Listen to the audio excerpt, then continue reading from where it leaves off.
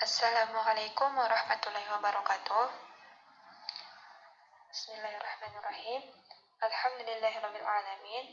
Wassalatu wassalamu ala asyrafil anbiya'i wal mursalin sayyidina Muhammadin wa ala alihi wa sahbihi ajma'in, amma ba'd.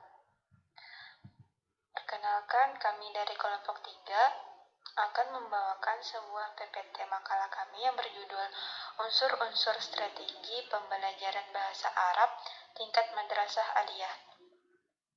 Kelompok kami beranggotakan Amira, Fatimah Zahra, Nahdia, Nurul Ifah Latifah Rahayu, Siti Farah Maryam, dan Sri Rabiatul Awaliyah. Dalam mata kuliah strategi pembelajaran kali ini yang diasuh oleh dosen Ustazah Ajidah MPD. Sebelum memasuki pembahasan, saya akan membacakan rumusan masalah yang ada pada makalah kelompok kami. Yang pertama, pengertian unsur-unsur dalam bahasa Arab. Yang kedua, tujuan dari pembelajaran unsur-unsur bahasa Arab. Dan yang ketiga, strategi yang digunakan dalam pembelajaran unsur-unsur bahasa Arab. Untuk tujuan masalahnya, yang pertama, mengetahui unsur-unsur dalam bahasa Arab. Kedua, mengetahui tujuan dari pembelajaran unsur-unsur bahasa Arab. Dan yang ketiga, mengetahui strategi yang digunakan dalam pembelajaran unsur-unsur bahasa Arab. Kemudian kita memasuki pembahasan. Yang di sini pengertian unsur-unsur dalam bahasa Arab ada dua. Yang pertama al-aswad dan mufradat. Untuk al-aswad merupakan kata dalam bahasa Arab yang berbentuk jamak. Kata itu berasal dari kata sautun yang memiliki makna suara atau bunyi. Sedangkan ilmu al-aswad sendiri atau ilmu bunyi adalah disiplin ilmu bahasa Arab yang mendara sistem bunyi. Ahmad Sayuti Ansari Nasution mendefinisikan ilmu al-aswad adalah ilmu yang mempelajari tentang proses menghasilkan atau produksi, penyampaian atau perpindahan, dan penerimaan bunyi bahasa. Bisa dipahami bahwa ilmu al-aswad berisi kajian mengenai bunyi-bunyi bahasa Arab, khususnya bagaimana suatu bunyi bahasa Arab itu diucapkan dengan fasih sesuai dengan penuturan pemilik bahasa, dan bagaimana kita mampu memahami ketika suatu bunyi bahasa Arab itu diucapkan. Bisa pula membedakan antara satu bunyi dengan bunyi yang lain, serta bisa mengimplementasikannya dalam bentuk lain, baik ketika berdiri sendiri sebagai abjad maupun setelah dirangkaikan dan diberi harokat menurut keperluan yang ada. Mufradat sendiri ada yang mendefinisikan sebagai himpunan semua kata-kata yang dimengerti oleh orang tersebut dan kemungkinan akan digunakannya untuk menyusun kalimat baru.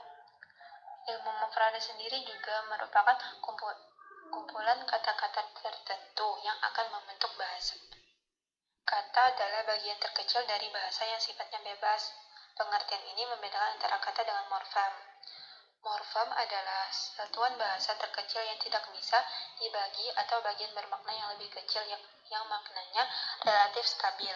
Dari uraian di atas dapat disimpulkan bahwa kosakata merupakan kumpulan kata-kata yang membentuk bahasa yang diketahui seseorang, dan kumpulan kata tersebut akan digunakan dalam menyusun kalimat atau berkomunikasi dengan masyarakat. Pada slide keempat ini, saya akan menjelaskan tentang tujuan pembelajaran ilmu al-aswad, yaitu agar pembelajaran bahasa Arab betul-betul menjadi perhatian serius, supaya ujar dan bunyi kata bahasa Arab yang diucapkan sesuai dengan aslinya, yang penekanannya berfokus pada makhrijul huruf dan tajwid.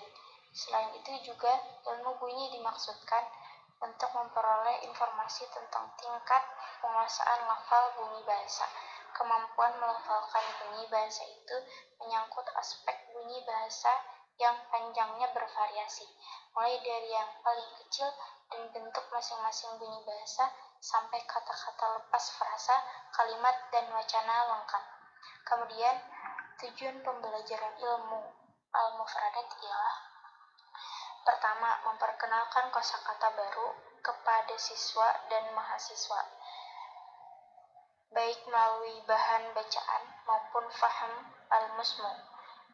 Kemudian, melatih siswa atau mahasiswa untuk dapat melafalkan kosakata itu dengan baik dan benar, karena pelafalan yang baik dan benar mengantarkan kepada kemahiran berbicara dan membaca secara baik dan benar pula. Kemudian, memahami makna kosakata, baik secara denotasi atau leksikal, atau berdiri sendiri, maupun ketika digunakan dalam konteks kalimat tertentu, makna konotatif dan gramatikal. Kemudian mampu mengapresiasi dan memfungsikan mufradat itu dalam berekspresi lisan atau berbicara kalam maupun tulisan, atau mengarang al-insya sesuai dengan konteksnya yang benar. Baik, selanjutnya kita lanjutkan pada slide kelima. Di situ ada strategi pembelajaran al-aswad, yang mana pada strategi ini ada dua metode pembelajaran. Untuk metode yang pertama, yaitu adalah metode phonetic method atau disebut juga metode fonetik. Metode fonetik ini lebih menitik beratkan pada keterampilan istima' atau dengar dan juga keterampilan al-kalam atau berbicara. Namun, metode ini tidak hanya fokus pada dua keterampilan tersebut. Metode ini juga bisa dikombinasikan dengan keterampilan membaca maupun menulis.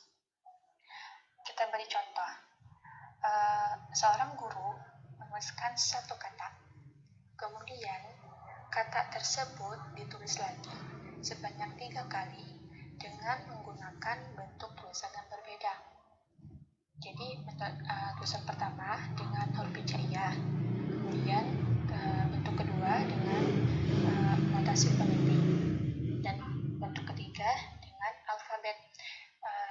Penggunaan alfabet, huruf hijaiyah, dan notasi fonetik ini dapat membantu siswa Indonesia seperti kita yang terbiasa menggunakan tulisan alfabet dalam kehidupan sehari-hari, sehingga kita merasa bisa lebih mudah untuk belajar bahasa Arab itu sendiri.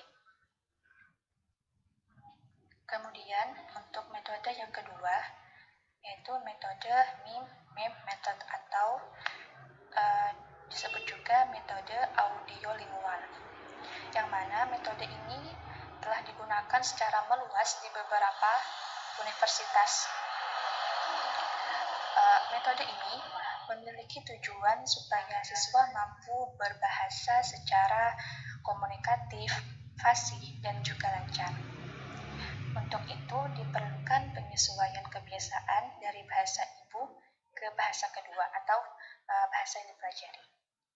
Maka, melalui metode ini, siswa akan belajar mengulang-ulang aspek bahasa guna menempatkan bahasa Arab di alam bawah sadar mereka, sehingga dapat digunakan secara otomatis dalam proses berbahasa. Kemudian di slide ke-6 ini saya akan menjelaskan strategi pembelajaran ilmu al-mufradat. Metode pembelajaran pada hakikatnya adalah teknik-teknik dalam menyampaikan materi pelajaran kepada siswa yang jenisnya beragam dan pemanfaatannya pun disesuaikan dengan kebutuhan. Begitu pula halnya dengan pembelajaran bahasa Arab, khususnya al-mufradat. Ini menuntut adanya metode-metode dasar yang dapat diterapkan tanpa mengharuskan adanya sarana-sarana yang tidak terjangkau oleh lembaga-lembaga pendidikan yang mengajarkan bahasa Arab. Namun, bila ada sarana dan media yang memadai, tentunya akan lebih baik dan sangat membantu suksesnya metode-metode dan teknik-teknik pembelajaran yang akan dikemukakan sebagai berikut, yaitu antara lain menjelaskan mufradat tersebut, kemudian mencari makna dari mufradat tersebut, lalu mengacak mufradat, meletakkan kalimat, memilih contoh, memberikan harakat, menerjemahkan mufradat. Berikut adalah strategi dasar pembelajaran ilmu al-mufradat.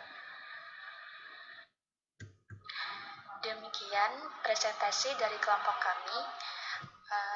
Terima kasih kepada semua yang telah menyimak.